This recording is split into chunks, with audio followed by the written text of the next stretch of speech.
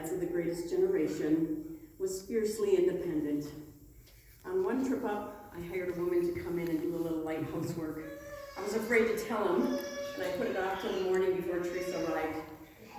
When I finally told him, his reply was, "Susie, you've ruined my breakfast. You've ruined my day. Not only that, you've ruined the rest of my life." Well, that wasn't exactly true. So I think the one defining characteristic of my dad was his determination. He had that grit. He felt like he could accomplish anything he set out to do. He built 2 family homes, a cottage on the lake, and he finished a log cabin when he was 80. Even as he got older, he refused to accept his limitations. Let me just say that he had a tired guardian angel who worked overtime too. At age 86, he was running a jackhammer and he tripped on the rubble and had to drive himself to the emergency room for head stitches. When he was 87, he drove his truck to Fourth Fortune Lake to harvest some watercress, and he got stuck in the mud on a 2-track and ended up walking 5 miles in the dark till he came to a cottage with a light on. At 88, he was emptying the bed of his pickup truck, slipped on the ice and fell to the ground. He didn't tell us till much later that he spent the better part of the week recuperating in bed. So you get the picture. At 89, he faced surgery for prostate cancer. The doc confided that he probably had 2 months to 2 years to survive. That doctor did not know Pete. At age 90, my brother Terry bought him new cross-country ski equipment. When people asked him how often he got out on the trails, he enthusiastically replied, "Every chance I get," which technically was not a lie. He maybe got out a couple times. As much as he loved living in the Upper Peninsula, his community loved him as well. The bank teller, the postmistress, the waitresses, the bartenders, wherever we went, people would always say, "I love your dad." He was just an authentic, unassuming man. He treated everyone with respect. He didn't think he was any different than anybody else. He was no better or no worse. And he never failed to say thank you.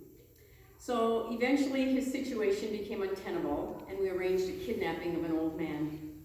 He came down for Christmas, and after the holidays, I told him he had an appointment with a nurse. We drove him to the big yellow house in Kalkaska, where he chatted amiably with that nurse while we moved his stuff in. Well, the longing to get back home never left. Daily, he would pack his suitcase.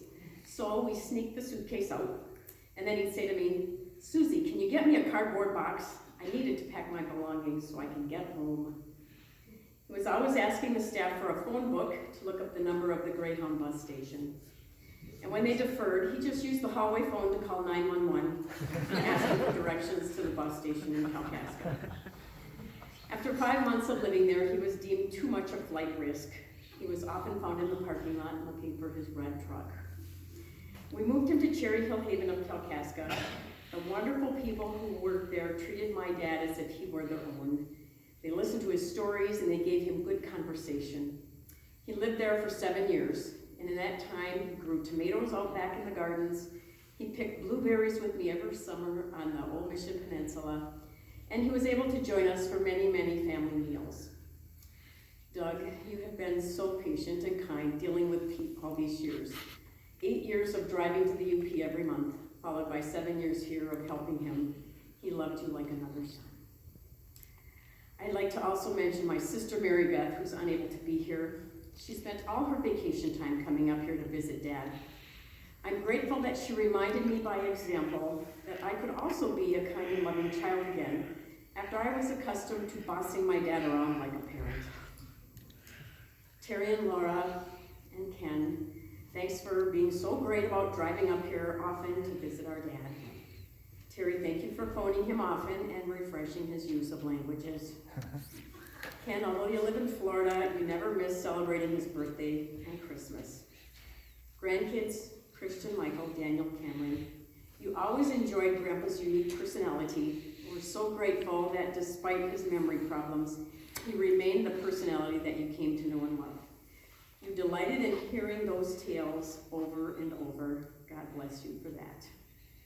And to my dear friends, thank you for always asking after Pete and listening again to yet one another story. The end game for Pete's earthly life unfolded beautifully. parties in April celebrating his 99th birthday. The next week he suffered a fall, this one proving to be too big a hurdle to overcome.